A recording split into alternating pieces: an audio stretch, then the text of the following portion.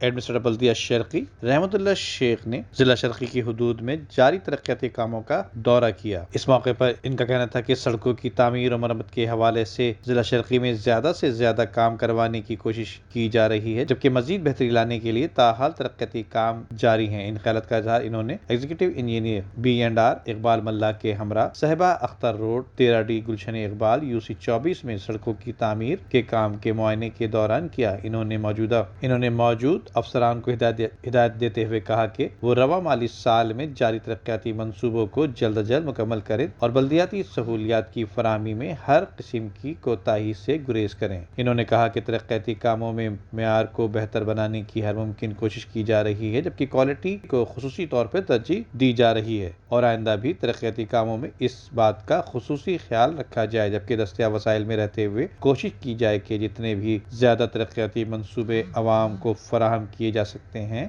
इन्हें फौरी तौर पर फराहम किए जाएं। इस मौके पर इनके हमरा assistant executive engineer Rashid Fayaz और दीगर भी मौजूद थे। Nadeem Siddiqui, M7 study news, Karachi.